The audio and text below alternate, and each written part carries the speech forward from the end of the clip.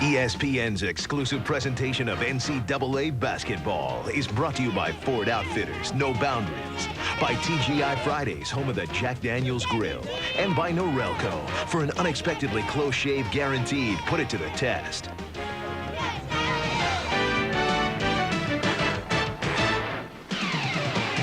From beautiful new Phillips Arena in downtown Atlanta, Georgia, our college basketball matchup this afternoon. The unbeaten Cardinal of Stanford, a road trip and a long one to meet the Yellow Jackets of Georgia Tech. Hi again, everybody. I'm Brad Nessler with Dick Vitale. My partner and I wrap up a busy college basketball week with a good one, we think, this afternoon. The Cardinal 5-0. They've got the Collins twins playing very well still without Mark Madsen. Georgia Tech, Jason Collier and Alvin Jones are their twin towers. Might be the little guys that have a bearing on this game, though. I agree with you, Brad. I think it could be a good game, but it'll depend on Tony Akins and Sean Fine. Akins must penetrate and create opportunities for Fine to knock the three down for them to have a chance against the suffocating defense of Stanford. Remember this number. Teams are only shooting 29% against Stanford. They defend and they rebound, and that's why they're unbeaten. Let's check Mike Montgomery's starting lineup. You see McDonald and Mosley in the backcourt, Collins, twins, and Mendez up front. Mike McDonald, their leader, 21 assists on the season so far. For Bobby Crummen's Yellow Jackets, Collier and Floyd at the forwards, Alvin Jones the center. Sean Fine joins Tony Akins, who Dick just mentioned. 5.5 assists, his third in the ACC. Jason Collier coming off a 26-point, 10-rebound performance in a loss to Georgia on Wednesday night. Georgia Tech looking to get back in the win column. They need an upset to get their season back rolling, and they'll have the basketball first. Nothing fancy by Stanford defensively, man-to-man defense, and they really packing it inside. Mike Montgomery does a phenomenal job teaching the half-court defense. Jason Floyd is a good shooter when he plays in Atlanta, not so good on the road, and he starts off hot here at Phillips Arena with a deuce from the outside. Very streaky shooter, but he can give him point production on the wing. On top, Collins. Keep the Collins straight for you. The easiest way to tell is Jaron's got shorter hair than Jason. That's Jaron inside. Rebound up high is Floyd. Up to Sean Fine. Good weak side rebound by Floyd. Coming up, nobody blocked him out. Inside they go. Collier with the left hand. Missed the hook. Jones trying to keep it alive, and Mike McDonald will pull down the loose ball rebound. Well, at least they're trying to establish Collier inside to start the game. Mosley for three, and he got it. I'll tell you, they got the M&M guys on the wings that can shoot the basketball, Brad. Mendez on one side and Mosley on the other. He had 20 against Duke in an overtime game you and I did for the coaches versus Cancer. They played very well in that game. Foul on Mosley on the other end against Sean Fine. You look at the Stanford team, they've really been restructured by Mike Montgomery. Lost so many key players from last year, Weems, and certainly losing Arthur Lee, Tim Young to the NBA. But they just came back and just have started right from scratch. Because if you defend and rebound, you got a chance to win. Here's Collier inside, kicks out to Fine. They play catch below post. Collier inside, and it rimmed out on him. Mosley the rebound. He's got a nice touch, transferred from out of Indiana. I think it's a tendency that he plays too much on the perimeter. Has got to go inside more. I agree. They tried to get it to him that time, and that one just spit out on it. Jason Collins, left hand. Alvin Jones got a piece of it. Got a piece of the second one as well. They still don't get it to drop. The loose ball comes out. Tony Akins on the run. And Akins tripped. Either Mosley or McDonald got him. They were both there. Stanford foul number 4, Michael McDonald. That's his first, second team foul. Watch Stanford now go for the offensive glass, and we see the ball go up. They're very aggressive on the interior, very active. They really attack the basketball. A trademark of Mike Montgomery's club. Alvin Jones, a guy that will make you alter your shots. School record holder in block shots already. One of the real premier shot blockers in America. Human eraser on the inside defensively. Akins gets it down to Jones, who loses it out of bounds. Well, didn't have the good angle right there. See, that's what I'm talking about guard players. You look at Bobby Crimmins, under a little bit of heat right now, and I personally think unfair when you look at the long term and look at what he's achieved here. 9 consecutive NCAA berths at one time. Won the ACC championship, the regular season, in '96. 2 players have really created a problem for us. Deion Glover, as we see the missed foul, 3-point shot, got fouled on a play. Deion Glover and Stephon Marbury going wrong. Right. Georgia Tech foul on number 30. Foul on Jason Floyd. That'll be his first. And it's going to send Mendez to the free throw line. You know, Mendez shot 47% from the three-point line 2 years ago. Started this year 1 for 13. He's 8 out of 9 from the free throw line so far this year. Gives Stanford a 2-point lead. They say he's really heating it up in practice. They said he's starting to get his rhythm. He was a medical redshirt from last season. Missed all but 5 games with a knee injury. That's an automatic 3. Put it down in your pad right now. I know you're keeping it. Put it down. Just put it down. This is automatic. Look at that stroke. Look at that stroke. Are you kidding me? I mean, the kid is automatic. Ooh. Had to bounce around, but I didn't have to erase anything. But all good shooters get the bounce. 4-point lead early for Stanford. It's been Georgia Tech's big problem this year in their 3 losses is finding themselves in early holes that they can't dig themselves out of. Here's Fine on the baseline. That rimmed out. Collier had a hand on it, loses to Mendez, and here comes McDonald. You're right about those early starts against Georgia. They were down 14-2 out of the gate. Michigan, same thing happened in that game and against Kansas in the Great Alaska Shootout. Here's Mendez for 3. That one rims out. Alvin Jones with a rebound. Alvin Jones had a big game against Michigan. He walked right there. He had 17 points, 16 rebounds. Look at Bobby Crimmins. He really was the Frank Lloyd Wright who rebuilt this program. They were 0-14 in the ACC the year prior to him coming here. Came from Appalachian State, where he had won 100 games, and now in his 25th season has won 444 overall, 344 here in Atlanta. Man-to-man defense right now. They execute so well. McDonald got a pretty good look, got an open shot and missed it. Jones another board. They want McDonald to distribute the ball a little bit more, get it to key people on the interior. Fine's been in a little bit of a slump. Talked to him before the game. He's hoping that this is the place he gets out of it. As Aiken gets one up in the paint. And Jason Collins clears off the rebound.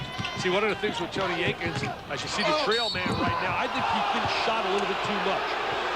Foul's going to be on Collier, trying to hold his ground. Jason Collins and Collier collide. We're going to watch right now. There's the trailer. Jason Collins taking it up strong. They get the foul on, the blocking call. Jason Collier didn't quite have his left foot set there. Neither team exactly lighting it up so far. Stanford 1 for 6, Georgia Tech 1 for 5. Well, maybe because it's so early. Hey, remember this. 2 years ago, Stanford had a play at 12 noon as he makes the first free throw against Connecticut. And they were blown out, and they felt that it's like 9 a.m. on their clock back there, and they weren't really mentally into it. And that was the year they recovered, and they went to the Final Four 2 years ago, winning 30 games. They were here yesterday for a shoot-around and then went to the NBA game last night. The Hawks were hosts. Yeah, P.J. Colismo got a big road win. Yeah, and the Hawks had their 5-game winning streak snapped. Collier outside. So that's what he likes to do, step out to the perimeter, knock down 4 threes at the end of the game against Georgia. There's a lot of guys that can shoot threes, though. You don't have to be 7 foot. You'd think you'd want them down lower. Exactly. Get him inside. Let him be a little bit more aggressive around the basket. He's got good touch. Jason Collins, left hand. Jones battles him inside, and now a chance for a 3-point play. I mean, that's Stanford basketball right there. Working on the glass, hustling, scrapping. Can you imagine if they're surviving the way they are right now? Wait till they get Madsen. Yeah. You talk about a physical presence. Now watch him down deep inside. There he is, laying on the glass. Now look at his second effort. A great second effort. Good head fake. See you young kids out there? It was the head fake and the ball fake that got him free for that opportunity. So Jason with 4 already. I saw Jimmy Herrick a little bit earlier as he missed that free throw. They're playing after this game here against Wake Forest. But remember, the controversy over the expense account was over the 2 young men, the twins. Yep. Yeah. They were thinking about going to UCLA before all those problems surfaced and ended up with a Stanford Cardinal. Mike Montgomery obviously glad about that. 10 straight points for Stanford, and they lead 10-2. Nice cut. The wing. Mendez doesn't get it, though. Yeah, good backdoor cut. The one thing they do is they execute. Nothing spectacular, Brad. I think they're a kind of club you watch them play and you say, they're not as good as that record. Right. But you know what? They are, because they do everything as a team. Floyd is the only guy that has scored for Georgia Tech. Here's Fine around a pick. Rebound Mendez. He is cold, and that's his reputation. Catch and shoot the 3. Transfer from out of Stonehill, Division II, where he's a regional All-American.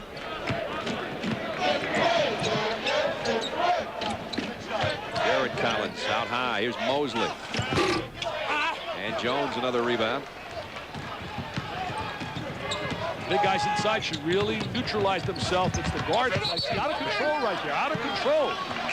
Third Georgia Tech turnover. It's not a good sign at the first time out. They have more turnovers than you have points, and Bobby Crimmins knows that. which sport? We're going to take a look right now. They're trying to form a little triangle right here. Now, hold it right here. See right here, little triangle from the three guys. But what I like is they got the big guy, Collier, on the inside. Now he's going to try to wheel to the lane. Freeze it. See, right here. He's got to get out of here to give him the opportunity to spin into the lane to shoot his shot. Aiken's trying to clear out. Now he's got that little hook shot. But at least he's on the interior there, and that's what you and I were talking about. He's too skilled to just be drifting on a perimeter. He's on the bench right now. Just under 5 minutes gone in the, just over 5 minutes gone in the ball game. And Georgia Tech hit their first shot and has missed 8 straight. That's been a drought. I remember when they had the lethal three, man. I remember those three guys, Anderson, Scott, and Oliver. Yep. 1990 went to the Final Four. UNLV was the dominant team out there, won the national title. They had this place jumping. Now we got a lot of empty seats. Everybody in Atlanta must be shopping for Christmas or getting ready to go to Brad Nessler's party tonight. Babel down low, just checked in. Nice move on the baseline by Babel. Yeah, Babel froze the defender. And I think the reason the defender was frozen is he doesn't shoot that often. Very seldom. He's a defensive player, good rebounder. Brother plays for the University of Massachusetts. Another twin. Back. Well, this kid Borchards on the floor now, Brad. He's really been impressive. Jones, quick hands, and Tony Akins Good up hustle. with a steal. Yeah, good hustle by Akins right there. Diving for the loose ball. Jones is the guy that started that. McDonald key to their defensive scheme for Stanford by playing the ball up on top. Tough. Floyd looking to pack it into Jones. Right back out, Floyd for three. Got it. Jason Floyd, as we said, he shoots well at Atlanta. Not a great road player, especially at Alexander Memorial Coliseum. He can light it up. Yeah, 2 31-point games down here. Good inside-outside action. Good look by Alvin Jones to get it out to Floyd. Good two-man game. So Georgia Tech's closed the gap to 3. Jaron Collins against Jones. Altered the shot a little bit. Ball out to Stanford. Jaron, an inside-outside player. We're going to show a little inside-outside. See, the ball goes down inside right here. And then he kicks it right back out, and he's wide open. Good baseline execution of a two-man game. Borchards on top. He's going to wheel and deal. Rebound Jones. I'd say he's been a real surprise. Borchards had 16 points against Auburn. Hit a big three with the score tied with 1:35 to go. He and Jaron Collins hit 13 of the last 15 points against Auburn. Tony Akins on the baseline, and Georgia Tech's back to within 1. It gives you a mini version of Travis Best when you look at him, but certainly doesn't have Best kind of talent and skills. Third left-handed point guard of the decade for Georgia Tech, though. Travis Best and Kenny Anderson. Well, he's had some great point guards when you include Tyson Nix, and Marbury, Drew Barry. Tough act to follow for anybody in here. And a foul, I think, on Sean Fine, trying to stay with his guy on the baseline. I talked a little bit earlier about Bobby Cremins and talking about how, you know, when you look at the record and what he's achieved, and I mentioned Glover and I mentioned Marbury. Had those guys stayed, I think their run of the NCAA invitations would have been there. And I really think when you look at his total record, I mean, he's had a clean NCAA record here. I mean, there's talk now, Brad, strong talk, that if he doesn't produce this year in NCAA tournament, he's a big-time scorer. Almost 3,300 high school points. Wow. Second in the history of the state of California. Number 1 was Darnell Robinson, who went to Arkansas and made a major mistake, not listening to Nolan Richardson and coming back to school. Went to the NBA early and is a forgotten guy today. You are correct about that, sir. Babel was open, push inside. No, 3-second violation. 11 minutes and 22 seconds remaining in the half. Georgia Tech back in the thick of things, but Casey Jacobson, the freshman, off the bench. 2 field goal attempts, 2 scores. Stanford by 3. By 3, 11:22 to go in the half. We've got women's action coming up. 2 o'clock Eastern today on ESPN2, the Big Ten SEC Challenge. Lady Hoops is Michigan will take out number 22 LSU. Second game of a doubleheader. For more, log on to ESPN.com, part of the Go Network, go.com. Hey, I'll tell you, you mentioned LSU. The men's team has really been surprising early and haven't lost yet. 2 kids, Jabari Smith inside as a center and Stromile Swift, they're telling me is playing unbelievable, the Super South. It'd be nice if LSU stayed in the thick of things to have them back in the SEC picture.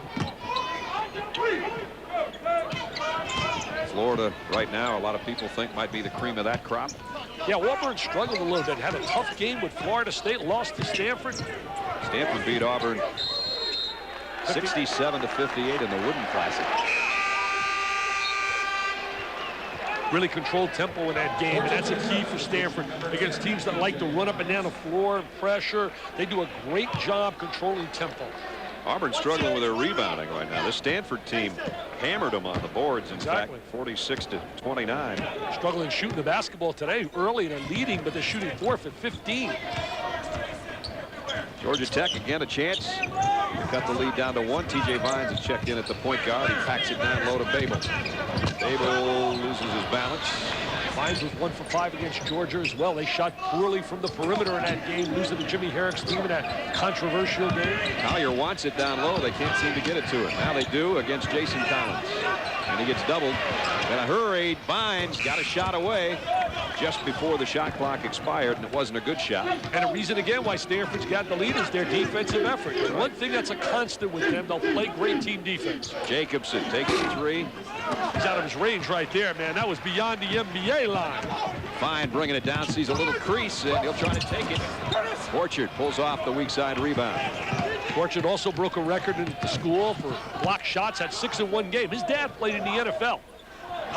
Mosley tries a 3. A little ragged on both ends right now. Yeah, the one thing I'm sure Mike Montgomery doesn't like right now is they're shooting the ball too quickly, not making the extra pass. There's Clarence Moore, a freshman out of Louisiana that Georgia Tech thinks very highly of. Yeah, a lot of people like him. They say he's very athletic. He can run up and down the floor, quickness. Babel took a fade over Borchard, missed everything. I think all the guys are tired right now. I'll tell you what, we don't see really good execution too early. Joe Giovanni down low, and he threw it away. 4th Stanford turnover. TJ Vines. Vines to Fine. Reverse the ball. Collier inside walks with it. Sloppy, really sloppy play. At least we got a Joe Vicini on. I got a little linguini special on the court. It remains 14-11.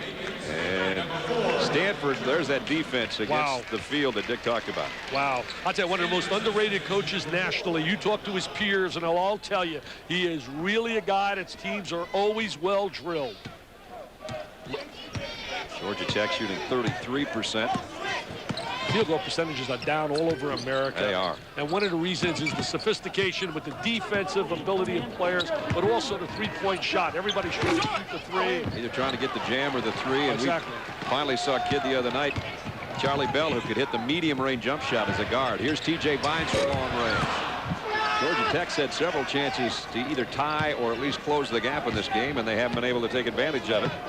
You're right when you talk about the medium range game. When you got all 4, you got the three-point shot, the medium range, the low blocks covered, special situations. You got a great chance to be successful. Neither team scored in over 3 minutes. Unbelievable. He heard you.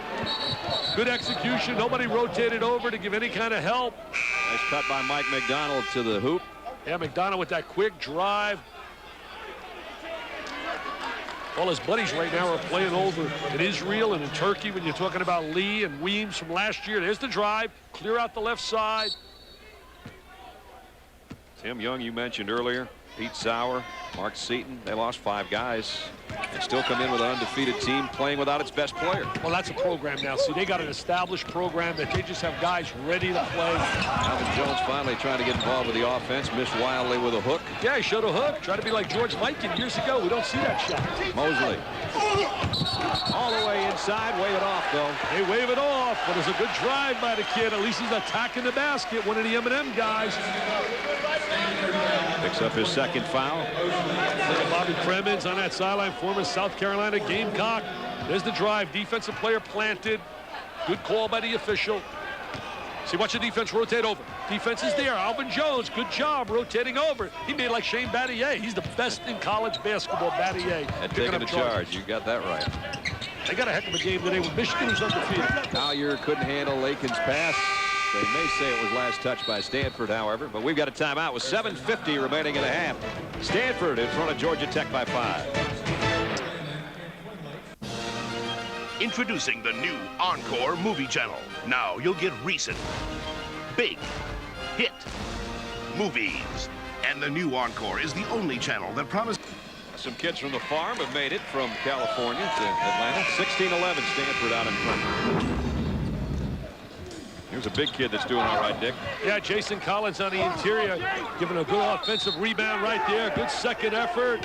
Good ball fake. Now he shows his defensive presence, makes Collier throw the ball outside, and then he gets in a rebounded position. Certainly a pleasant happiness for them to have this kid who's had so many injuries, and really you got to feel good that he's playing now. I know his dad, Paul, was really excited watching him play over in New York. His dad was from New York State. He's actually considered a redshirt freshman, as Yeah, wow. his brother is a junior. That's how little he's played so far. Jones kicks outside, and Moore missed the jumper. Yeah, shot selection is so important to an offense. I'll tell you, Brad, right there, and that's not good shot selection right there. Georgia Tech hadn't scored in over 4.5 minutes. They're coming up 3 in a row. They've lost now. When Kansas beat them in the final in the Great Alaska Shootout, then they lost that tough game to Michigan, and then they lost to Georgia. T.J. Vines trying to pick up the defense against Jacobson. Does a pretty nice job. Made him pick up his dribble. And Mike McDonald pushing off on Tony Akins. Yeah, they're going to foul on McDonald as he's trying to cut to the basket. Got this club coming cross country. This is the kind of game you got to win. Tony Akins, nice crossover dribble, missed the shot. Stanford may have other ideas down at the farm. They're cheering for their Cardinal. Barnes now running the show at the point. Yeah, he's a freshman with a good future. This kid, he's really quick, got explosiveness, just has to learn how to play the point. Jason feeds Jaron. And ball loose, last touch by Collier. Two big guys playing a little high-low game with each other. Georgia Tech substitution, number 34. I'll tell you, look at the ACC. The one thing they got in their favor, Georgia Tech, is you don't have the heavyweights like Carolina, Duke, and Maryland last year. Automatic yeah, losses. automatic 6 losses last year. I don't care how good you were. That's right. And that's why they only got 3 teams in the tournament. Everybody, I mean, had 6 losses almost out of the gate against those 3. I mean, this year, if you play well in your Georgia Tech, you could steal some of those games. Jaron Collins kicks outside to Julius Barnes. And Tony Akins going to let it go wisely. Out of bounds in front of Bobby Cremens. ESPN Sunday Night Football continues this week. 8:15 from Kansas City. Tough place to play where Derek Thomas and the Chiefs host Randy Moss and the Vikings. Then on Monday Night Football, Mark Brunell and the Jaguars battle the Broncos at 9. ABC and ESPN, your exclusive home for primetime NFL action. 2 good games coming up this weekend. Yeah, I love our threesome that we got there with Theismann and Patrick and McGuire. They do a heck of a job. Foul was on Julius Barnes. That's his first. 5:47 left in the half. Stanford leading 16-13. There's a push-off right there. Alvin Jones picks up a cheap one. They got to get a little bit more enthusiasm. They seem to be hanging their head. That's that confidence factor. You lose 3 games in a row, and it really shakes your confidence. I think they were anticipating having a great year this year. Georgia Tech does not have an offensive rebound. Wow. We've got 5:45 left in the half. That's not a good sign. Well, that means you're not playing aggressive basketball. Right. I think there's certain areas that indicate you're playing aggressive basketball. When you force a steal, when you offensively rebound, and you block shots. Floyd picks up the foul. That's his second. So Floyd and Jones both with a couple. Here's Barnes against Akins. You and I saw an aggressive team. I'll tell you, Cincinnati, the Bearcats. Boy, we saw a Michigan State team that for about 30 minutes was about as aggressive as you can get to. Jacobson walked with it before the move. They got a big matchup today. They're down in Tucson trying to break that big win streak, 35 in a row at home at McKeel Center. Against Arizona. 5.5 to go in the half. Brad Nessler and Dick Vitale and our ESPN crew in Atlanta, Georgia. On this Saturday to start off things, we've got Maryland, Kentucky tonight as well. Collier for 3. See, that's what he likes to do. He likes to play on the perimeter, and he has a good stroke. There's nothing wrong inverting and sometimes going out there, but you don't want him to do that exclusively. He said Georgia Tech kept hanging around. Now they're tied with Stanford. And that brings the crowd to life a little bit with just over 5 to play in the half. Well, you know, I talk to the NBA scouts, and Collier and Jones are both projected first-rounders. Barnes. He likes to shoot the ball. I think he's got to make an extra pass or 2 And he's going to be a very good player because he's got super quickness, Barnes, and he just has to understand the role of a point guard. There's Jason Kaya stepping out, showing that long-range jumper. That's his 6th 3 of the year. Has 4 the other night, as Dick said. Now they walk the other way because he was fouled over the back by Jaron Collins. Wow, he's finally going to the foul line. Didn't go to the foul line. He didn't score on the free throw line against Georgia. I said, you got to go inside and you got to get fouled. He said, but I was being fouled and they didn't call it. He said, oh, geez. So Georgia Tech regains the lead, almost amazingly, with the way they went about 5 minutes without scoring any points. Now they got a little package going here, and they lead by 2. Well, you know, they're doing a pretty good job defensively, and Stanford really not executing offensively like they normally do. 18-16, Georgia Tech by a deuce. Guy that can give him point productions on the court right now, and that's Jacobson, who can shoot the 3 as well as drive. Barnes and Jacobson, the Collins twins, and Mendez on the floor for the Cardinal. Playing a freshman backcourt right now with Jacobson and Barnes. Barnes picked up his dribble. It's a no-no. Georgia Tech trying to pick up the intensity on the defensive end as well. Get it inside. Dump it inside to the big guy. Jacobson against Fine. Lofts one. Not a good shot. No, not really a shot within the realm of their offense. You'd rather go inside and outside. They're not bringing the ball inside at all. Remember, Stanford is 5-0 without Mad Dog. Oh, there he is. I love him. I love him. What a great competitor he is, Brad. Unbelievable, fierce competitor. Pulled his hamstring in that game Dick and I did against Duke, and it was in the final couple of minutes, and he was diving for a loose ball. I mean, that's the kind of player he is. That's how he got hurt. He went and visited a specialist in Birmingham yesterday while the rest of the team was here for the shoot-around, hoping to be back by Pac-10 conference play. Nice job defensively by Collins, but it comes back to Floyd. And now it's Mendez with a steal. They want to make sure he's healthy for the Pac-10 because that's going to be a race and a half with UCLA and Arizona. Rebound, Jason Collins throws his shoulder in, gets a shot away, and got it to drop. Jason Collins got away with one, I think, on that baseline. A little bump. A little bump. Bobby Crumman says, hey, wait a minute, we're in Atlanta. Blow the whistle. Duke Edsel, Brian Kersey, and Jamie Lucky are officials. Beautiful building, by the way. It's the first time I've been here, Brad. Here's Alvin Jones on the turnaround. He's improved that little jump shot inside. Always has been a shot blocker. Came out of Florida. Tech by 2. You and I talked to Bob Williams, guy that runs the place here. Phillips Arena. This is just a gorgeous facility. New home of the Hawks and the Thrashers of the NHL. And a walk on Jason Collins. Jason Collins, maybe that was poetic justice for his last trip down, although he did score the last trip down. Little shoulder and up and in, but his team trails by 2. Georgia Tech, though they went through a couple of dry spells, leads by 2 with 3:14 left in this one. Don't forget, I mentioned we got more hoops tonight on ESPN2. Wisconsin visits South Florida, and at 9 o'clock Eastern on ESPN from Cole Fieldhouse, number 22 Kentucky, number 19 Maryland will tangle. For more, log on to ESPN.com, part of the Go Network, go.com. So more hoops tonight. Yeah, Tubby comes home to Maryland, where he's from. He comes back home, and I'll tell you this, South Florida has got a kid, B.B. Walden, that can flat out play. He's just got to make sure he listens to Coach Seth Greenberg about being punctual. The other day, he mentioned him a little bit, was late for a team meeting. And I got a kid, Altron Jackson, that's outstanding. Larry Conley will be down there doing that game. We got a son here helping us, Larry. That's right. Larry might be watching if he's not at a shoot-around. I'm going to talk to whoever schedule is. I should be in South Florida, and he should be here. It's 20 minutes from my house, 20 minutes from his. That makes too much sense. 5 seconds on the shot clock. Fine's going to work for a 3-pointer. And Floyd way up for the rebound. Jason Floyd sticks it back up there. Still, Tech can't get it.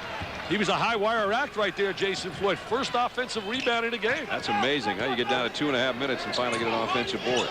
Stanford, a chance to tie. They got to go inside and bring it out, mate. Borchert, one-hand hook, and we are tied. I'll tell you, I like him. This kid Borchert's going to be a special player at 6'11". He can block shots. He's got touch, inside, outside. Nothing rattles him. Doesn't act like a freshman, does he? Oh, nice Akins.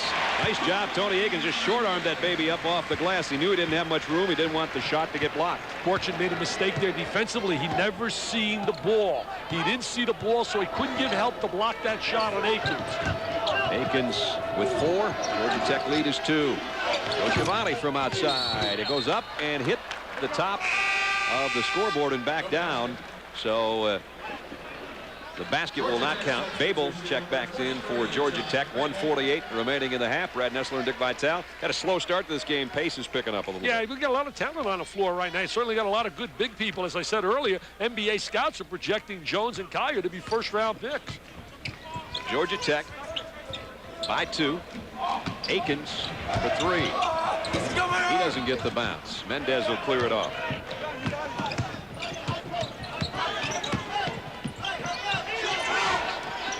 Inside, Collins had a foul on either Babel or Collier. They were both there. Coming up, Courtyard by Marriott halftime report. Brian Kelly's going to be along for the top 25 preview. Notre Dame and Miami of Ohio. And Dick will talk about the all-injury team. Yeah, luckily you're not on it. My all-ER team, my all-emergency room team. And you know who's one of the headliners on it? Mr. Madsen. Guys that are on a sideline. It's amazing all the big-time players that are on the sideline early this year. As I look at Mad Dog Madsen, I tell you, the kid is so unbelievable. After the game, he was like a superstar 2 years ago in New York. At 10:30 at night, everybody else is partying, and he's in a hotel restaurant working on a turf bait. Jacobson checked back in, and Giovacchini checks out. Giovacchini.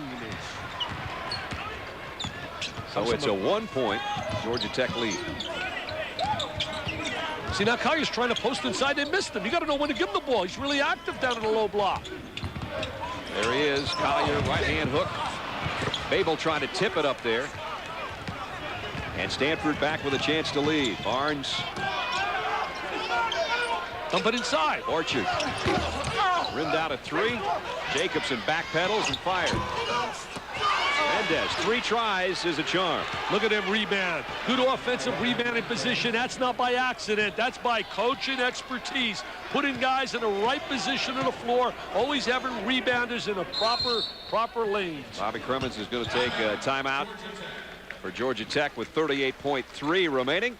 And the Stanford Cardinals regain the lead, leading 23-22.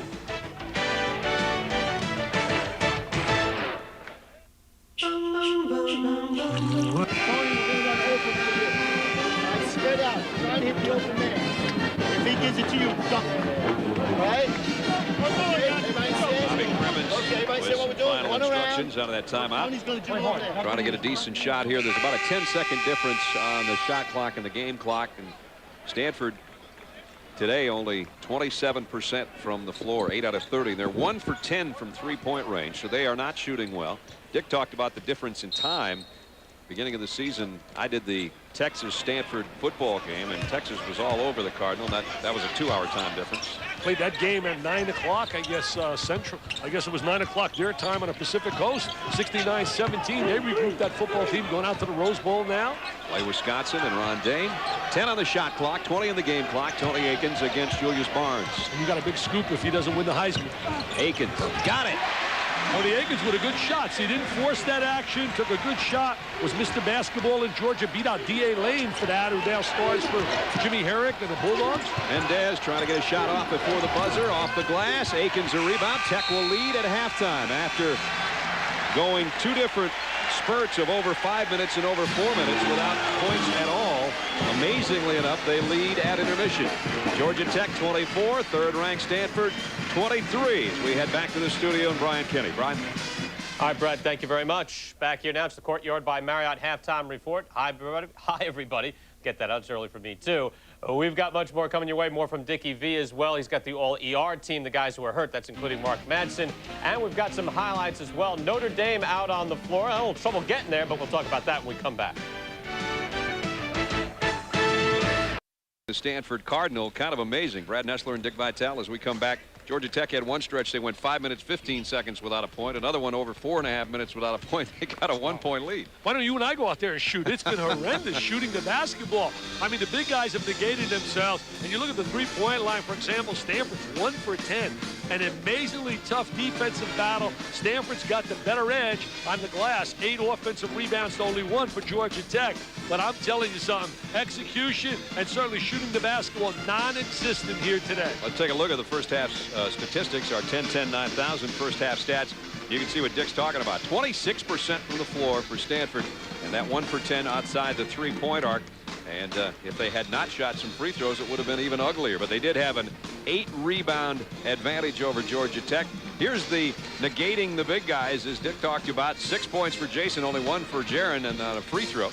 And for Georgia Tech, Jason Collier and Alvin Jones, the Tech Titans. Collier hit a 3 and had a couple of baskets inside and 6 rebounds. Not a bad half. Alvin Jones had 4 rebounds, only 2 points. I thought he played rather scrappily, though, on defense, which kind of helped Tech's cause a little bit. He's got to get some touches, though. 1 for 2 doesn't get it for a low post player inside. And the same with Jason Collins. He's got to get some touches inside.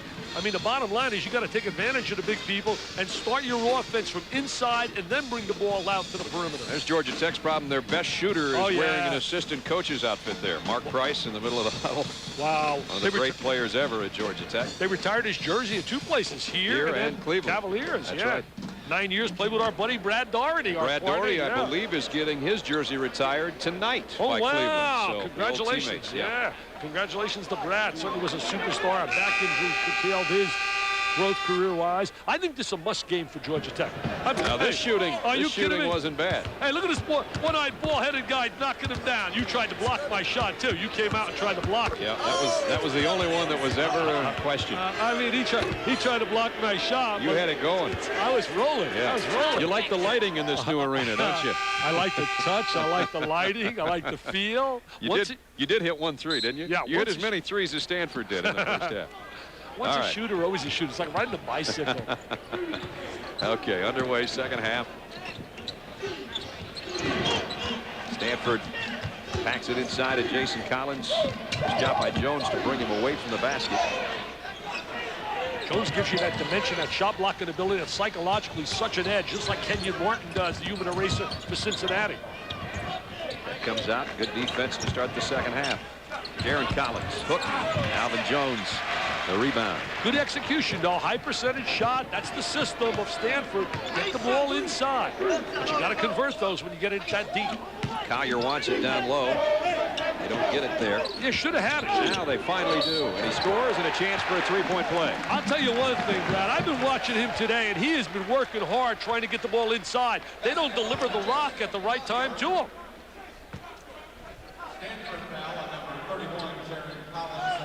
Take a look. Freeze it right here. See it right here. He's trying to get post position. He's going to come here once the ball comes here and gets that angle. Watch this right here. Now look, freeze it. See, once he gets it in here, he's got him right here. Drop step to the basket. It's a deuce.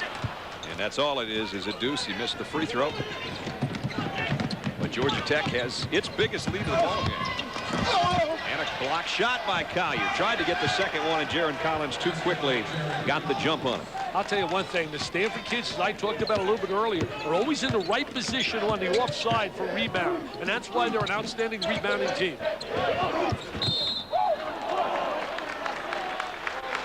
Whistle and a foul inside.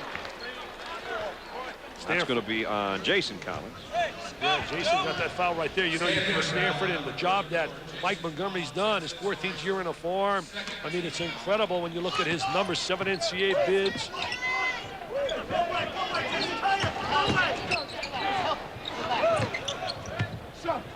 Alvin Jones almost with an up and down there. His feet were big enough that he stayed on the balls of his feet, apparently, on his tiptoes. Here's Collier, ran it in and leaned too much.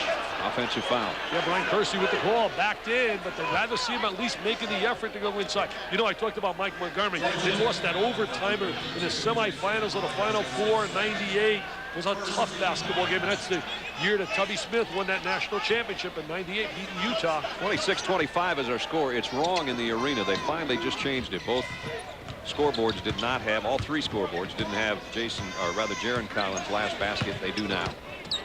Ooh, there's a pick and a half. Both guys bounced off it. They're doing a good job, though, showing, stepping out, giving some help, Georgia Tech. Stanford could lead again, but not this trip, as just like the last trip down, Jason Collins this time trying to get offensive position, and he hip checks Collier out of the way to pick up his second foul. I'm going to take a look right here. Freeze it right here. See him setting the screen? Now this guy's got to step out and show. Here it is right now. Both these guys bounce off that one. Yes, sir. Good job of showing what we call hedging, helping out. What we don't see in this game, any transition basketball. Right, nothing at all. There has not been a fast break point, I don't believe. Collier on a hook. I'll tell you, I like him when he's inside, Brad. He's got a nice touch. He's got good skills. And then add that little jump shot occasionally from up on top, but he should work more on the interior. 28-25, Tech by 3. There's another pick. Tony Akins got around that one, but McDonald got around Akins. Nice drive by McDonald, a little stutter step. See, one of the reasons we don't see a lot of transition basketball, you got to credit that to Stanford, the way they control rhythm and tempo. They did the same in beating Auburn and Cliff Ellis's club. Collier inside again. I'll tell you, they can't let him get the ball inside that deep. He's got the good touch. I'll tell you, his stock to me today has gone up from what I anticipated. 13 for Jason Collier, 13 of Georgia Tech's 30. I mean, that's almost 50% of the points. That's like 46%. There you go with your math again. I've had a week-long math session from you. Nice feed inside, Collins to Collins. Oh, nice high-low entry, good execution. That's classic high post, low post entry. Jason the pass, Jaron the basket. Boyd's been kept in check pretty much since early in the ball game when he hit a deuce and a 3. Tony Akins backpedaling, setting the play at the point for Georgia Tech. Both clubs really using that shot clock, playing patience, playing a lot of poised basketball. Fine packs it inside to Jones. His baseline jump off the mark. Mendez will clear it. Each team with their starting 5 on the floor right now. Mendez in the paint. Did he get the roll? No. And foul on Jason Collier. Try to stay with Jason Collins. We're going to watch a little high-low entry right now. Freeze it right here. See, he's looking already down to his brother. There it is. There's the entry. Good job. Good bounce pass. Good fundamentals. Squares his body on a baseline.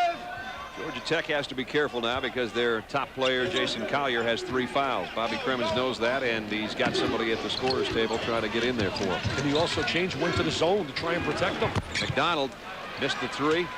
Alvin Jones, another rebound. Jones with 5 boards today. Fine on the other end. Still trying to snap that slump he's in. I'll tell you one thing. He came here with a big-time reputation as a perimeter jump shooter, a three-point shooter, but really struggling. See, right now, I'd attack Collier. I would attack Collier. I wouldn't even waste time. I just clear out that side and go to Collins. Bring it to him. Try and get that 4th. Jason Collins inside. There's the matchup Dick's talking about. I'll take it to the basket. Collier knows he has to be careful, and that shot rattled out, and Alvin Jones another rebound. See, I thought he drifted a little bit. I would have taken it right at Jason rather than fall away. They're banging on the other end.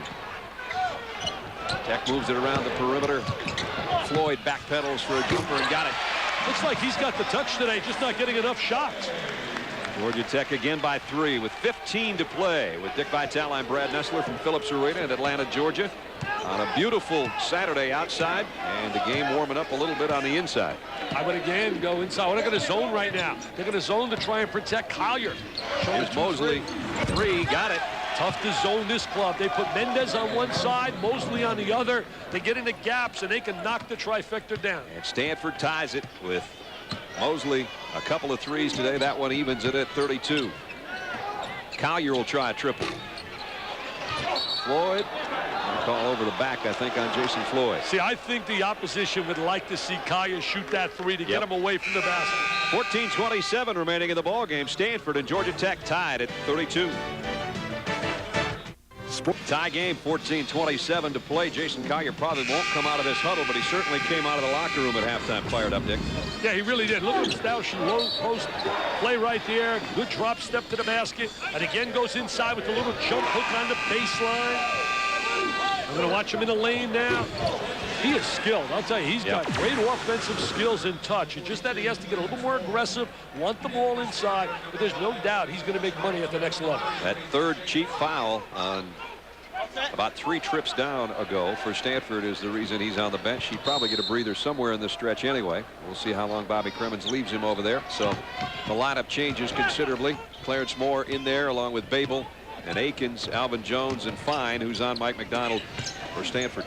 Now the big question is, where does Georgia Tech get offense? That means Alvin Jones steps up on the inside, has to score for them.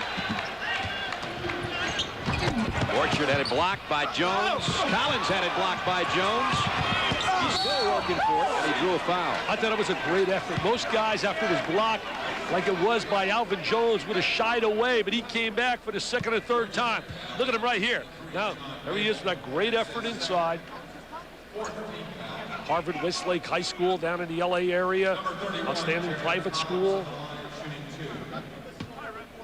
Alvin Jones, 268 career block shots, and did it in just 60 games. He broke the school record, which was held by John Sally for many years. John Sally making a living again, playing with the Lakers. Wow, Phil Jackson, he's over there. Wow, with that triangle. He's done everything. Entertainment TV, NBA TV, and now back playing ball again. Well, he likes it on his showtime. Oh, he misses both free throws.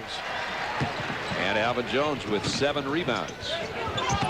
Akins, there's some of the offense. There it is. Yeah, he's got to step it up on the perimeter now. He's a scoring guard. He's not really what you call a true point guard. He's got scoring ability. They're trying to pick up the tempo, pressure a little bit up top. Akins smiling at McDonald. Those two have been going head-to-head all day. And here's Collins taking the outside jumper. Not probably what Mike Montgomery would like to see.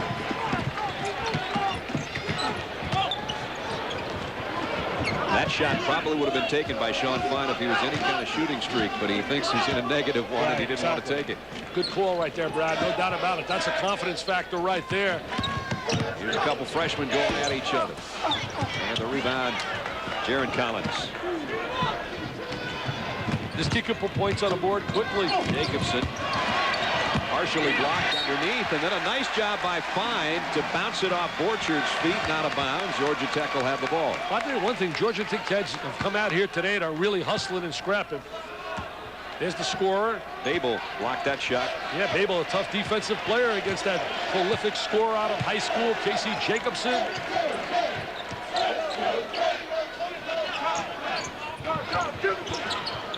Babel down low to Jones. Waiting for somebody to clear out. He'll try the hook shot again. Lost it going up. Ball loose. Tony Akins finds a handle. And almost had it go. Jones goes back up strong, and Borchard got it. Well, at least he's working on the inside, but now he's going to have to earn these on a free throw line. Bobby Cremins happy with the hustle of his team. I want to remind you, join Chris Lee and Kirk from the Downtown Athletic Club in New York City tonight on ESPN. It's the Heisman Trophy presentation presented by Wendy's tonight, 8 Eastern, 5 Pacific on ESPN. Of course, Ron Dane, Joe Hamilton from Georgia Tech, considered one of the front runners. Joe won the Dave O'Brien Award. Davey O'Brien Award is the nation's top quarterback. And that is the first, you believe this, that's the first major football award ever won by a Georgia Tech player when he won the Davey O'Brien Award the other night. Unbelievable. I didn't know that. He had a great year, though. Hamilton was sensational. Rebound, Jaron Collins. And here's Mosley, who got free, and Babel pinned it against the glass. I'll tell you, Babel doing a good job defensively. He's an all-Rambo man. Came off the bench, gave the crowd a square. Oh, and more of the jam. Oh, more with the jam, but the defensive effort by the Rambo man, Babel. Yeah, show some emotion, get some life in this building. Biggest lead of the ball game by Georgia Tech, up by 5. McDonald had it stripped by Tony Akins, but a foul. John Babel blocked Casey Jacobson 2 trips down court, and then the last trip down court did this to Mosley. Now look at Babel right now. He knows his strength, his defense, has the good angle for the shot block, and then they create it. They take the block shot, and they create it to a jam, baby. Up, up, and away. Moore with the masher. The man they call Mo, Clarence Moore, excites the crowd and gives Georgia Tech a 5-point lead. He gives them some Mo, too, some momentum. That's right. Uncle Mo's on their side. They're hoping for some Mo during the course of the game. 12:05 remaining.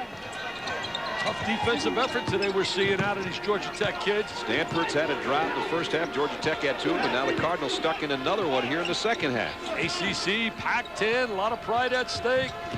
Georgia Tech losing 3 in a row. Stanford number 3 in America, unbeaten. Jacobson tried to work for a shot, and foul on the move.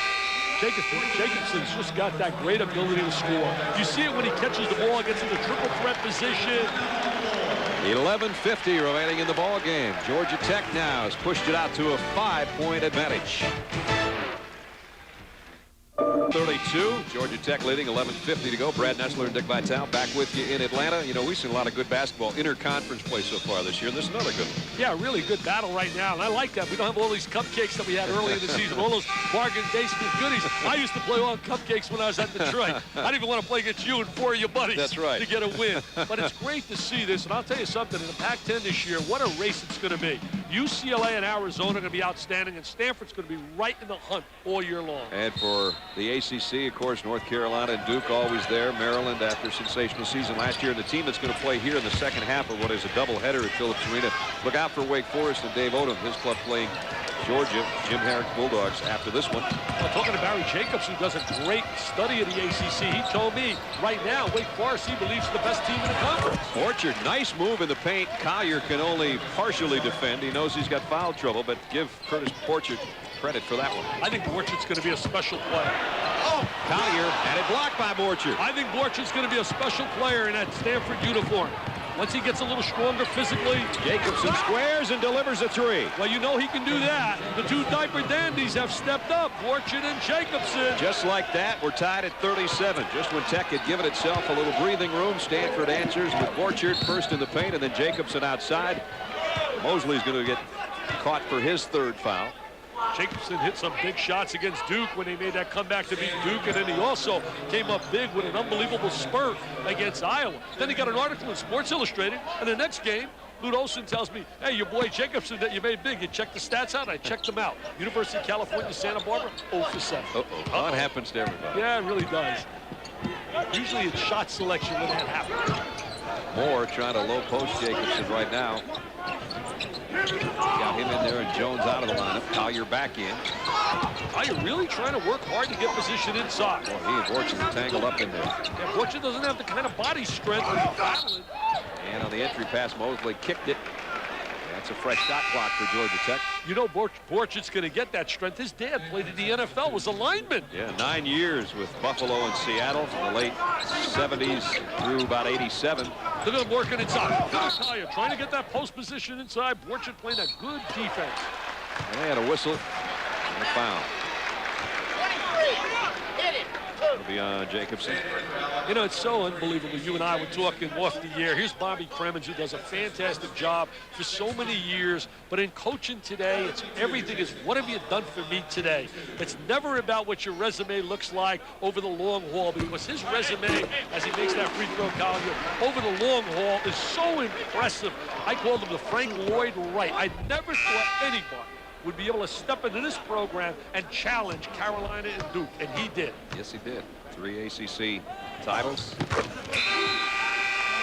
15.6 rebounds for Jason Collier. Alvin Jones comes back in. Jason goes out with those 3 fouls. They're going to continue to platoon those 2 guys as much as possible. Tech by 2. Smart coaching decision right there, trying to milk as many minutes as he can by rotating Jones and Collier. Joe Bacchini down playing the point for Stanford. Here's Borchard outside.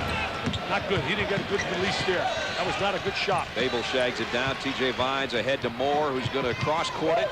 There's a wide open look to find. He still can't find it from outside, but he got it back. It's amazing because you watch him in practice and you know he can stroke the jump shot. Absolutely. Averaged 20 points a game at Stonehill, Division II basketball. Gives it right back inside to Alvin Jones. Nice steal in the lane, but he lost it going up. Got it back. Still can't score. Will he get another chance? How about one more? Wow, but at least he's hustling. At least he's really clawing and scrapping inside. He just upped his rebound total, but he hasn't upped his point total, and Jacobson comes up with a steal. Good anticipation by Jacobson, showing his athletic ability. Mosley, quick move to the baseline. Ooh, air ball. Bad one. Babel pulls it off the backside. We got ourselves a mailbox smasher. This baby may go down to the wire. 39-37, Georgia Tech by 2. They've led by as many as 5. Patience right now. Patience, poise, and points. Vines missed the 3. Jones keeps it alive and threw it away. Mosley on the run against Vines, leaves it for Jacobson. What a nice play by Mosley. Under control, catches the trailer. You young kids out there, learn to communicate. Let your guy know that you're trailing the play. now we're tied again. Under 9 minutes now. Jones out to Babel. Gave up an open shot. I personally think Babel should shoot more, but he just doesn't. Jones in low. Fortune blocked it, but fouled it. Fortune gets the foul. He's got a smile on his face. They say he's always smiling. Played in high school over in Washington. As you look at Mike Montgomery, he's not smiling too much today. See, I don't like their defensive effort, but not the way they're executing offensively. Now we watch the ball thrown inside to the big guy. There's Borchett. Ooh, where's the contact? Jones will go to the line. They say he's always smiling. He said, I even smile when things aren't going well. Alvin Jones 1 for 2 today from the free throw line, but a guy that over his career is right about 50%. But Mark Price has worked effortlessly with him and worked out his free throw shooting. What a great teacher to have a guy like Mark Price working with you. And what an addition to the staff. Such a clean-cut, classy guy. Mark working with Alvin Jones has upped his free throw percentage to 72% coming into this one, but he's missed the last 2. Only 3 points today, but 11 big rebounds. There's Mark Price, the NBA's all-time leading free throw shooter, over 90%, 90.4. Wow, great story, too, because a lot of people didn't think he could play at the next level. That's right. And all he did is become an all-star. Nothing like having some heart and some guts and belief. Absolutely. Jovicini working against Akins. Jason Collins high and Jaron Collins low. They like to reverse the ball. They get good angles on entries. They like to swing it side to side. 10 on the shot clock. I love the teaching ability of Mr. Montgomery. He's always putting a clinic on. Jason Collins 5 on the shot clock. Somebody's going to have to put one up. Collins missed outside. Jacobson kept it alive underneath, though. And he's mugged as he tried to go back up with it. I'll tell you, what a great effort by Jacobson right there. I mean, Coach Montgomery's got to be excited about the future with Borchett and certainly Jacobson. And they got a kid sitting out by the name of Justin Davis who's going to be sensational. Look at Jacobson working on the inside. Look at him right there, very active. This kid, Justin Davis, I met him before the game. Powerful kid. The only reason they're sitting him out is because of Madsen being there. And I know UCLA. So much the same kind of player. Yeah, UCLA wanted him badly. There's Mad Dog. I mean, it's pretty nice that you can go out and win your games and play without your All-American. Absolutely. 11 points now for the freshman Jacobson. And Stanford's back in front. I'll tell you, Jacobson just has a nose how to score, whether it be from the perimeter, whether it be driving to the basket. Georgia Tech may have to get Collier back in there pretty soon, probably after the next timeout, because now they have gone from a 5-point lead to trailing by a point. I agree with you. I don't think they can be waiting a long time here. This game, they're capable of throwing in a couple of threes and not getting that lead, Stanford. Floyd got it just inside the three-point line. That'll help you now keep Collier out of the game as long as you stay up on top. Tech will try a little full-court pressure here as they go back in front by 1. Jovicini, they clear it out for him. They'll work against Tony Akins. Comes from a great basketball family. Dad, uncle, both good college players. Collins, they're going to leave him alone. They shouldn't have. Yeah, he could shoot that ball. That's what I'm talking about. The one Collins that you can invert, go bring him inside and outside. So Jason's got 8. Oh, I messed up. That was Jason. He's normally a power guy. That's right. Jaron's the guy that usually goes inside, outside. I got the wrong twin. You got to think long hair, short hair. Wow. Or no hair. Tony Akins, 3. Got it.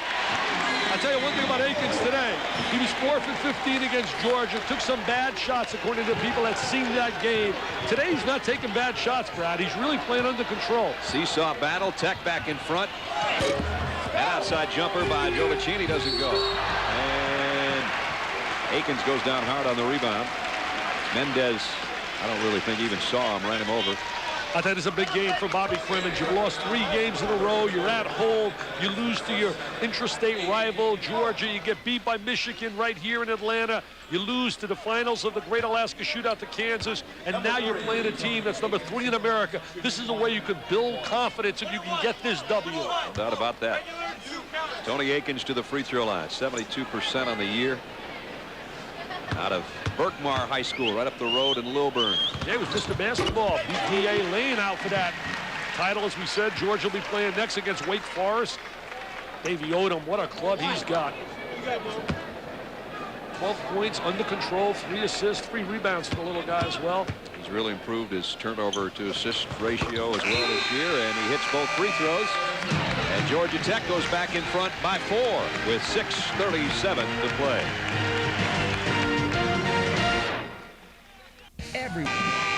And Buzz has found a dance partner here at Phillips Arena. Georgia Tech 47-43, and Georgia Tech seems to have found a little spark as well, Dick, in the second half. They really did it with great defense by Babel, who did a tremendous job. As we're going to see right now, jump shot from the wing by Floyd. There's the defense by Babel, and they create the defense to the offense. They throw it down to Moore for a jam, and the bench likes it. Oh, wow. And that brings us to our Heineken storyline. 30% from the field is all for Stanford. The Collins twins a double-double, but that's just between them. And Georgia Tech in the second half is warmed up, and Collier and Jones have combined for a 19-17 double-double. Georgia Tech leads by 4, but Stanford has shown that they're very capable in a hurry of not only coming back but regaining the lead, which they did a couple of minutes ago. Jacobson bumps by Vines. He's got that slashing ability as well as the ability to shoot the 3. He really is always attacking the defensive player. T.J. Vines wasn't crazy about the call, nor was his coach. I think you couldn't go wrong. Your choice is either Dunleavy or Jacobson. How could you go wrong? That's right. And that's what Stanford and Duke, in essence, had. They were both recruiting both guys heavily, and once one made a decision, Dunleavy to go to Duke, and that opened the door for Jacobson to say, well, I'm staying in California. I'm going to Stanford. Jacobson's got 12 points to go with 5 rebounds off the bench. Not bad choices to have, huh? That's Those right. 2 schools. Short on the second one a little bit, and Floyd got the rebound. So it's Tech by 3 with 6:13 remaining in the ballgame. Akins penetrates and leaves it for Collier, and Mendez got a hand on it from behind, I think, to knock it out of there. You know, one of the toughest things for a kid to do in basketball, I think, is to adjust to try to be a point guard. When you've been a scorer all your life, like Akins and Jason Williams at Duke, and all of a sudden trying to learn how to be a point guard. And I could see that today, that he's trying to be a point guard. 6:08 remaining as Georgia Tech takes a quick timeout. They lead by 3. More hoop action tonight coming up 7 o'clock Eastern on the Deuce. We mentioned Larry Conley was in South Florida, and he'll be part of the Wisconsin-South Florida matchup on ESPN2. Then at 9 o'clock Eastern on ESPN from Cole Fieldhouse, number 22 Kentucky, number 19 Maryland. We'll have at it. For more, log on to ESPN.com, part of the Go Network. Kentucky and Maryland will be a rematch of a game from earlier this year. You mentioned how huge this could be for Georgia Tech. They haven't beat a team this highly ranked since '94. They beat number 1 North Carolina. They got number 3 Stanford a little bit on the ropes anyway. Oh, yeah, they really do. They got a great chance, as we see right here, to win this basketball game if they can continue to get execution. If Akins makes the good pass, dumps the ball inside to the big guys, I think they got a great chance to win. See if they can get Collier back in the mix. He's been sitting with the foul trouble. They tried to get it to him. Nice job by Jaron Collins to knock it out of there as Tech turns it over. Yeah, Collins did a great job with the deflection, anticipated that pass, and Collier didn't step to the basketball. Collins on the other end kicks it out to Mosley. Mosley capable of hitting a 3. Couple good outside scorers in there right now, Mosley and Jacobson. Jason Collins against Jones, and a blocking foul on Alvin Jones, and now he's got 3. Foul shots becomes big now. You got to convert on that free throw line. We talk about special teams in football, special situations in college basketball. Make free throws, attack pressure defenses. I'll take a look right here. He's going to try to drop step along the baseline. Oh, there's the little bump, a little bump, a little dance, a little Lawrence Welk special right there, a little shuffle.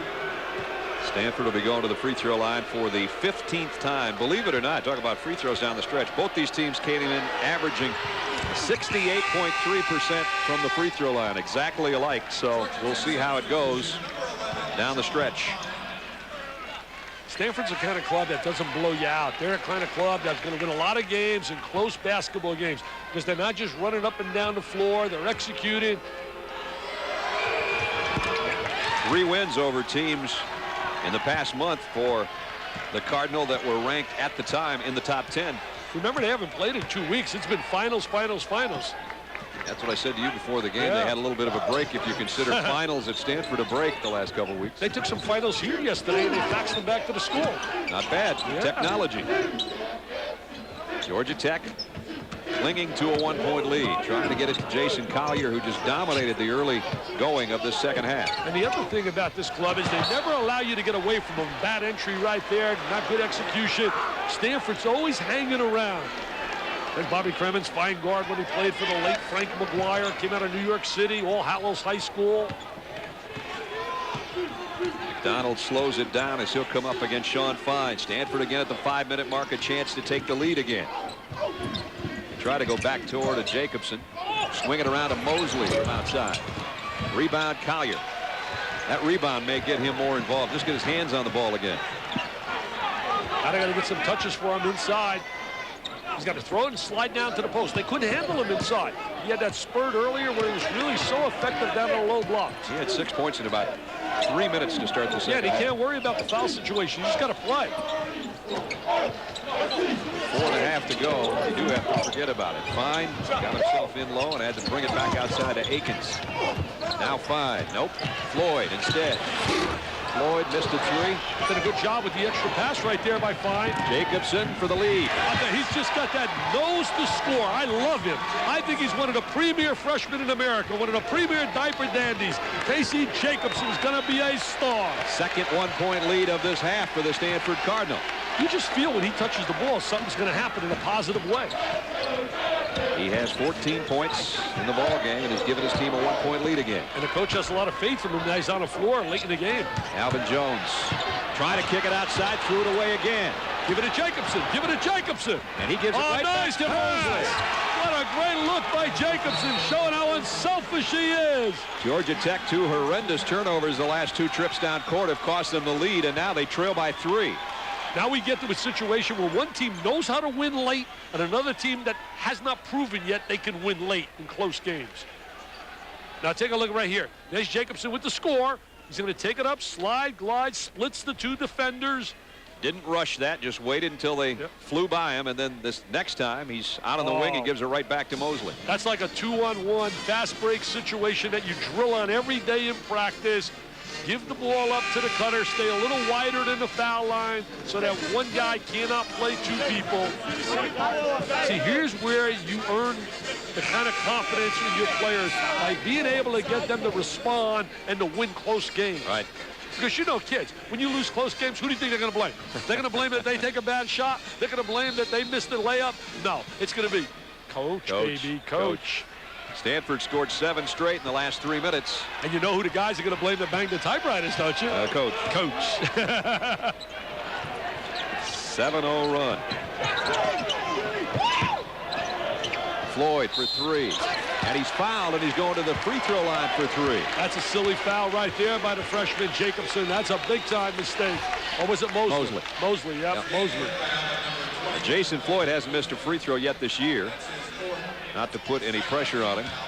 4 for 4. Mike Montgomery, the bench is hearing about that one, and it was out on the floor that Mosley had the cheap foul from 3-point land. And that was way beyond the 3-point line. That had no shot really going down, basically. Finally missed him. You jinxed him. You jinxed him. 6'6" senior who lived a lot of places. His dad, a retired U.S. Army man, lived in Korea and Germany before finally calling Hampton, Georgia home. Played at Lovejoy High School. Up the road a piece. Try to make it a 1-point game if he can hit this 3rd of 3 free throws. This is a kind of game of drive a coach nuts. The mailbox comes out, the stomach is beginning to churn. And you're Bobby Cremins, you lost 3 in a row. You know you need it. It's a 1-point game with 3:26 to play.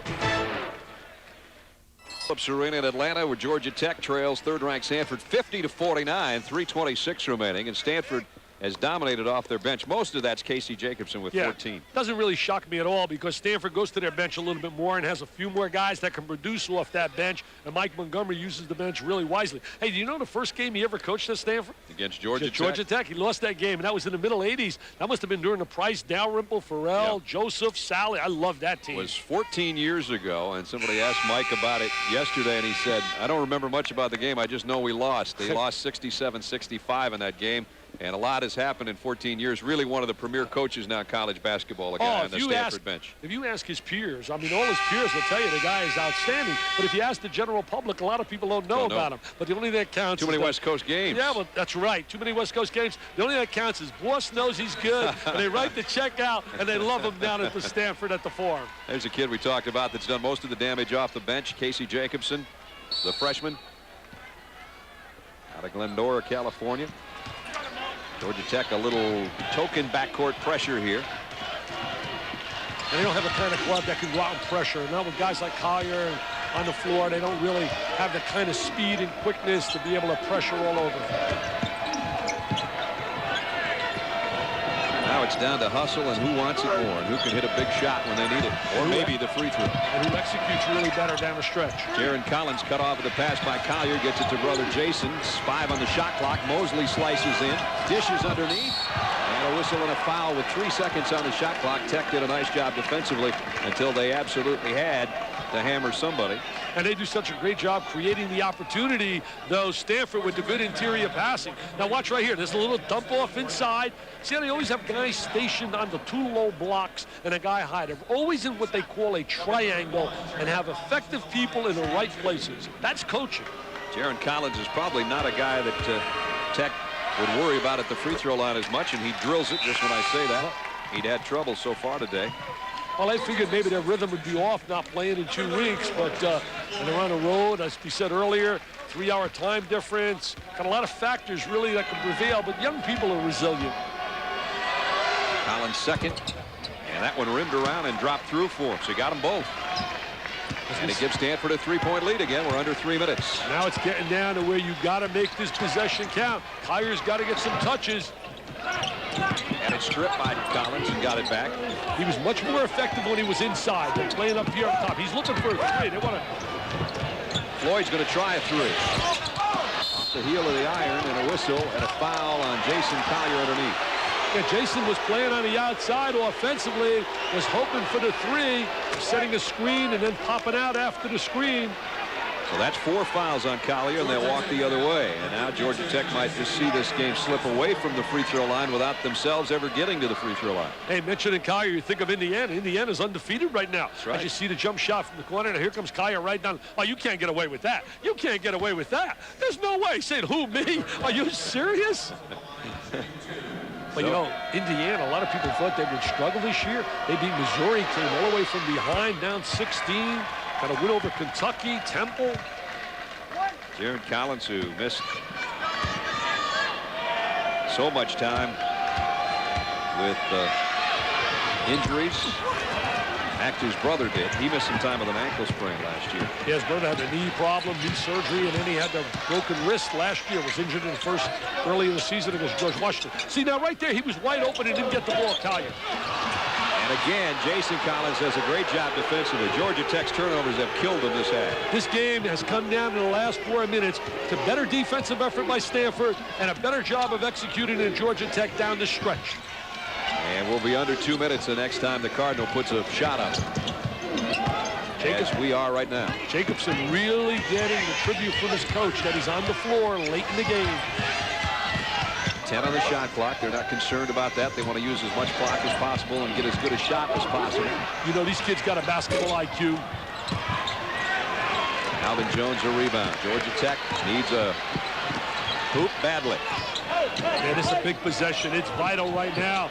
Get it to Collier. He works inside. Left-handed hook goes. Hello, hello. His name is Jason Collier. He can score inside. Georgia Tech, you got to get him to rock, baby. They spend way too much time dribbling and not enough bounce passes inside to Collier. And a timeout taken by Stanford. I tell you, he looks big time inside. We saw him in that one spurt. He was so effective. 1:16 remaining in the ball game. Stanford leading by 2. Hey, good. It's an all-out war. ESPN's exclusive presentation of NCAA basketball is brought to you by Heineken. It's all about the beer, Heineken. And by Subaru. Only Subaru puts full-time all-wheel drive on every car they make. Subaru, the beauty of all-wheel drive. 1:16 remaining in regulation. Stanford leading by 2. You might have heard Bobby Crimmins as we went to the billboard say it's an all-out war now, guys. And Collier is one of the warriors for Georgia Tech. They've got to get it in his hands in this ball game down the stretch to have a chance to win. I'll tell you one thing, he responded to the challenge. I'm a little surprised, Brad, that they didn't attack Collier from the offside and not allow him to get in the lane like that. I mean, someone giving help, knowing how effective he is coming across that lane with that left hand. Stanford with a lead in the ball and just over a minute left. Mosley was open. He didn't take it. Jaron Collins on a fade in the lane, and he got it. Well, good move by Collins. He knows that Collier's got 4, so he goes right inside. And I mean, he is a bright kid. You talk about he and his brother. They have it together. They'll be great role models for young people. Jaron Collins with 10 points, none bigger than that last basket. Georgia Tech cannot afford to take too much time getting a shot off because it's a 2-possession situation. They want to get it to Collier. Collins is trying to prevent it. He was open a moment ago, and they didn't see him at the right time. Block shot by Jason Collins. Jason says, get it out of here, little guy. You can't bring it in the lane. Got it. Another block shot. And only 4 seconds left on the shot clock. We talked about it earlier, how they seem to have a way to always find to win these close games. And when they get Madsen, I mean, I can't emphasize enough to people what we're talking about. He's just not another role player. No, he's not. He's something else. I mean, he's a top 10 player in the country. Physical presence inside is special. Look at him cheering here, just like Cleaves. We saw Coach Cleaves. 2 huge block shots. Akins couldn't get it to Collier, so he penetrated, tried to get one on the inside, as you'll see right here. All right, I'm going to watch Jason operating on the inside. There's the block shot by Jason Collins. He just said, little guy, you have no shot bringing it here. And then he's going to do it one more time. He's going to say, hey, no, that's his brother. Right. That's his brother. He's got one. Yes, sir. He said, anything you can do, Jason, I can do better. Well, those guys born 8 minutes apart. And Jason Collins, the older by 8 minutes. And after he was born, the Collins family did not know that Jaron was still there, and they said, excuse me, Miss Collins, we're not done yet. How can you have 2 guys that grow up to be 7 feet tall and 250 pounds? Wow. You didn't know they were both in there. I'll tell you one thing that's not fair. That's a great story. But you know it's not fair? That we got these 2 guys out of here, and me with one eye. I don't know who's who, baby. I'm looking at those numbers like crazy. 27.5 seconds left, and now Stanford wanted to see what Georgia Tech was going to show, and then they'll take another timeout right here with 4 seconds on the shot clock. Well, you know, you look at Stanford, we talk about Palo Alto. What a great athletic program. Every year they win that trophy, the Sears Trophy. Overall sports excellence. Coming up next on ESPN, college football, Division II championship. Carson Newman and Northwest Missouri State will follow our game. We wish those 2 the best of luck. Bobby Crimmins trying to diagram a miracle here. His team's down by 4. It's a 2-possession game with 27.5 to go. What's amazing, as you just mentioned, coming up that Division II championship, they could have playoffs in Division II, but they can't in Division I. Why? As you take a look right here at the Twin Towers. Almost twin numbers. Yeah, it was twin numbers. 10-5, 10-7, both with 3 field goals. Now I can see why UCLA wanted him so badly. Yep. First time that the kid has been healthy in his career after 2 years of struggling physically. This is probably the game for Georgia Tech. Try to get it in the hands of somebody to get a decent shot. It's Collier. 1 dribble, fades in the lane. Short, but he did hit the rim, or did he not? Alvin Jones, now wait a minute. The ball hit the rim. Ball hit the rim, and there's going to be a foul. And the basket of Alvin Jones counts, I believe. Wow. 3-point play, but the ball definitely hit the rim, so there's a reset on the clock. No shot clock violation. Shades of the Georgia game of the other night. It's got Bobby Crimmins smiling a little bit. He lost on a controversial ending against Georgia. In that game, the ball made contact with the iron, and therefore it was a reset, and they did it the right way. They made sure they got the right call in that game. They took their time. They used the monitor. The monitors you're able to use in a scoring and timing situation. They say it grazed the rim. Alvin Jones trying to clear the rim, and he did. A 3-point play. That free throw shooting makes it a 1-point game. I think early in the season, you talk about a must game. I think it's a must game for Georgia Tech early in the season in terms of having confidence in the players and then battling back from losing 3 games in a row. Georgia Tech is out of timeouts with 21.6 seconds remaining. Stanford clinging to a 1-point lead. Bobby Crimmins is going to tell his troops what to do. That's Kevin Cantwell working in there with him. Associate head coach. Willie Reese also now on the staff, former player. Mark Price. If we go for a steal, then we're going to foul. And no matter what, if they make both of them, listen, if they make both of them, we still have a chance at a 3. Hey, guys, if 4 gets it, come here, let's defense. Listen. Front guard, you're going to be running jump. We have no time out. You helping out. All right? Don't let nothing go long. All right? Don't time out. That was the Georgia Tech huddle. Might have been one too many voices in there if I was in there trying to figure out what was going on. You see the foul situation, the reset, Georgia Tech out of timeouts. Obviously, as the key point there is if they go to the free throw line and hit both free throws, Tech has a chance to tie it with a 3 at the end. He said try to make the steal. If we foul, he makes both. And there's a quick foul in the backcourt. Jason Floyd on Casey Jacobson. Well, 1-possession game if he converts both right here. Well, this is a guy you wouldn't mind having at the free throw line. Yes, he is a freshman, but he's got a great stroke. I think he wants to be there, too. I think there's something about that kid. He's got that bounce to his game that I really believe he loves the tough moment. He did miss his last free throw after hitting 3 straight, and he missed that one as well. Oh, baby, don't go away. Can Georgia Tech break that 3-game losing streak and beat the number 3 team in America that's undefeated? The door is still open. Yes, it is. Oh, Alvin Jones, you want to do that now. He went right in his face and clapped. You don't need to do that, Brad. Collier back in. All of a sudden, there's some noise in Phillips Arena. They got the second. Collier's going to be an offensive threat. Here's the ball game. Stanford leads by 2. 18 seconds to go. Georgia Tech a chance to send it to overtime or win it. Yeah, you know, go inside right now. You don't have to worry. You can win in regulation. Floyd. They tried to work him for a 3. He'll take the deuce. Offensive foul. Oh, a charge call right here, baby. And Floyd is gone as well. And it was a good call. Freddie Barrett gets here. The ACC Commissioner in charge of officials does a great job, and he's going to be proud. The guy made a great call here. There's no homer call here. I mean, he's right there. The defense is right there. Good call. Mr. Kersey with a good call. And Jason Floyd with the dejection and the rejection and the ejection. He's gone.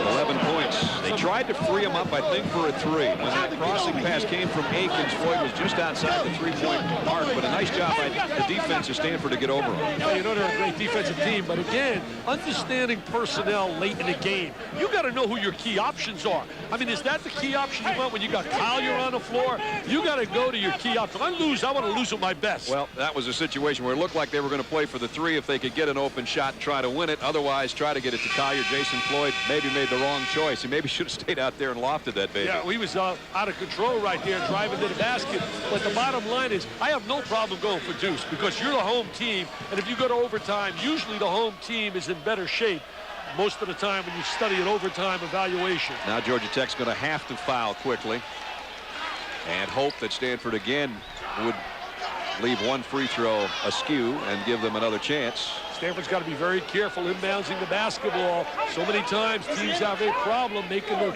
entry right now. They're going to have probably Mosley or Jacobson really come hard to the basketball. Georgia Tech out of timeouts. Hopefully some confusion maybe from the scores table about who's in the lineup for Georgia Tech. Apparently everything's all right. Here comes the inbound pass. Just under 8 seconds left. Collins to inbound. Got it to Mosley, and a foul immediately. Fine. Fouls Mosley. I figured Mosley or Jacobson would step up to the basketball. Both pretty good shooters. He can make life easy for Coach Montgomery if he converts these. So now Mosley goes the other way. He has not gone to the free throw line today, but he's 8 for 8 on the year. Well, I'll tell you what, if he's 8 for 8 for the year, do you think you want him on the line? I would say. Wow.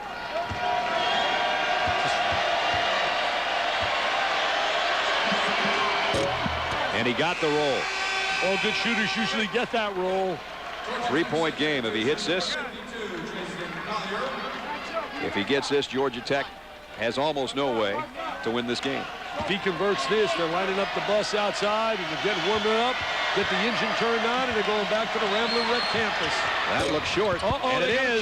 Georgia Tech's got a chance. They got to hurry. They have no timeouts. You can shoot it for 3. Tony Akins for the tie. He got it. Tony Akins. 1 second remaining. What a big shot by the little guy. Timeout Stanford. What a big shot by the little guy. 1 tick on the clock remaining. Tied at 57. They had no timeouts, no way to stop it. Tony Akins took it coast to coast, set up on the left wing outside the arc, and just buried it. He nailed it down. Remember, Stanford wasn't an overtime game with Duke. It was able to prevail. And I'll take a look right here. I thought he was going to reverse it to Collier. See the trail guy? He says, no, Jason, I'm nailing this, baby. He gave a little stutter step to McDonald. McDonald just for an instant took a back pedal. Watch McDonald. There's the back pedal, and there's the delivery, and Akins knew it was gone the whole way. Yeah, you can see the little confidence, the little guy jumping with joy. Jubilation. Oh, Bobby said, I designed that. I designed that in that timeout. So now 1 second away from overtime. Got to get ready to do some coaching now in the OT. Mike Montgomery, and he's going to call. So I like the NBA rule where you can take the ball out at half court. Collins inbounds to McDonald at the buzzer for the win. We're going to OT. OT, baby. They want us to work overtime. We've only had 5 games this week. So we got a timeout, courtesy of Tony Akins. It is tied, and we go to OT. 57-57. We'll be right back.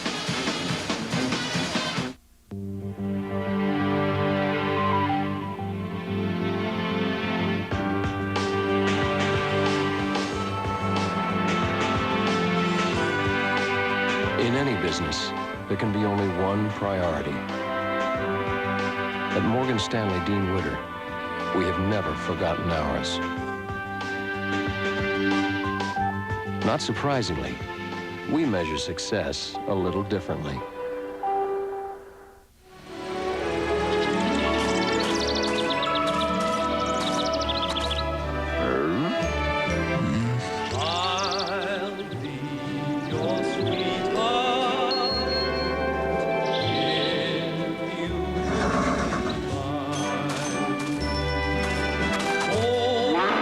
Don't sleep just anywhere. Stay at Fairfield Inn by Marriott. It's clean, it's comfortable, it's friendly. Fairfield Inn by Marriott. You can expect more. I'll have the beef fajitas with a smoothie, please. And I'll start with the house salad and Friday's. I can't read it. Brian Kenny here in our ESPN studios. Leonard Guyton is the quarterback for Carson Newman, 2nd straight year. It's Carson Newman in Northwest Missouri State in the D2 National Football Championship. It's coming up right after overtime. Brad? Okay, Brian, tell those guys to wait 5 minutes, will you? We're in overtime in Atlanta. 57-57 on a 3-point shot by Tony Akins. Almost at the buzzer. There was 1 second remaining. But Akins, who had not been a big part of the offense today, he's picked his shots pretty well, though, Dick, and he couldn't have picked a better time to drain a 3. You're right what you just said. He's been very selective, and I think that's helped his game. He's played a decent basketball game because he hasn't forced shots like he did against Georgia, according to people, when he was 4 for 15. And you got to have good point guard play to have a chance to win today in college basketball. So the folks that are in Phillips Arena for a doubleheader get a doubleheader plus, because we go plus here in game 1. In overtime, Alvin Jones controls the tip. Well, we said usually the home team jumps out and usually has an advantage in the OT, but Stanford's already been in a big OT with Duke, and they were able to prevail. There's Collier playing with 4 fouls. Works the baseline. Missed with a hook off the glass. Stanford now with a chance to get the first points of the extra session. How many times we talk about free throw shooting, how important. Stanford makes that free throw down the other end. Mosley, it's all over. Jacobson looking inside. McDonald's going to take a 3. Gotta hurry that one. And the rebound is Collier's. Yeah, that was a poor shot. You know, a lot of people, I know Jimmy Valvano and I for years have always said when it's less than 5 seconds, why not foul and let him go to the line rather than shoot the 3? Some people disagree because they simply say it's tough in terms of he makes the 2, inbounds in the wall. Tony Akins is hurt. I don't know if he strained something behind his knee or his hamstring, but he is hobbling. Jacobson. Oh my, it came out on him. Collier with a rebound. Let's see if Tech's going to take a timeout here at all. Tony Akins looks at the ref. He's talking about his leg right now. He's looking at Coach Crimmins. I'm trying to play through it, whatever it is. I know he's gripping the back of his right leg or knee. Yeah, he's grabbing it right there. He's going to take a shot off a bad wheel. Missed it. And Alvin Jones comes out of the pile with it. You all right? You sure? No. You got to get official timeout. Finally, stop play. Trainer over to have a look. Georgia Tech substitution. Oh, right there. Right there, he grabs it. But he made a change the direction. He's going to have to come up big now at that point guard slot. We'll hope that's just a cramp for Tony Akins. Fine's in there, as Dick said, with Fine in the backcourt. It's Jones and Collier and Babel. Fine is so due to knock down a three. You just almost feel he's due to be able to. Tech will use a little clock here. No score so far in overtime. Entry into Collier. Can he find the handle? Scramble for the ball. Nope, it's going to come loose. Georgia Tech loses it. And Mosley comes out of the pile. 16 Georgia Tech turnovers. Patience right now by Stanford. Always trying to swing the ball side to side. Mosley got his man in the air. Kicks it out to McDonald. With the foul trouble on Collier. Collins goes right at him, but the foul was not on Collier. It's going to be on Collins. Yeah, climbing the back. Offensive foul. Climbing the back from the weak side. That's 4 on Jason. Stanford always tries to bring the ball to the wing to get that good angle, but the fourth foul now on Collins, so that's evened up now between he and Collier. Walk it the other way. We've played over 2 minutes of the overtime. Still no score. Alvin Jones, who hit a big free throw as part of a 3-point play in regulation to keep the game close enough for Georgia Tech to tie at the end of regulation, goes back to the free throw line. I like what Mark Price has done with his free throw stroke. Yes, he has. Mark Price has really helped him. He gets a little nod right there. Looked good in that stroke. 8 points, 14 boards for Alvin Jones. Coming out of Lakeland, Florida. Home of the Detroit Tigers. Spring training. Nice touch. Yes, sir. The big guy converts. So Tech by 2 in overtime. First points. This is a big possession right now for Stanford. They've been really cold. They got to get a deuce here. Backdoor cut. Mosley with a jam. What a great play. What a great play. That was called from the sideline. They set that up beautifully with the entry to the post. The great backdoor cut. Tied again now at 59. That's like music when you see that happening. Great music. It's a little magical. Babel against Jacobson. Babel not going to think shot. You know that. He's not going to think shot at all. Remember, Tech has lost one of its shooters. Floyd fouled out in regulation. Jones inside. Rebound. Who touched it last? It's going to be off Georgia Tech. You're going to watch McDonald right now with the good post play. And here's the bounce pass. Wow, great entry. They caught Fine staring at the basketball. It's a no-no. You must see ball, and you must see man. Akins coming back in the game. There's a pick out on top for McDonald. He's going to take a 3. That's the second shot in overtime that I think he's hurried a little bit. Yeah, you know, he knocked down 2 against Duke. He made 2 big ones against Duke. Remember that? That's right. You might be thinking about that. Now near a minute and a half. I'd want to get Jacobson some looks. I'll tell you one thing, because he knows what to do with the basketball. Mosley up and under. Rattled out, but fine. It was going to be called for a foul. Mosley going to the free throw line now. As we said earlier, he had not missed coming into this game. But Jason and the Argonauts out here today. All kinds of Jasons in college basketball. Jason Williams, Jason Gardner, Jason Capono, super diaper dandy down at UCLA. So they take all the time they can before Jason Collins will slowly walk over there to the Stanford bench, and Curtis Borchard will come out. He's got 30 seconds to make that change. And back to the free throw line is Alvin Jones, who probably would cringe being at the free throw line in past years, but today he's hit 4 straight. 5 out of 7 overall.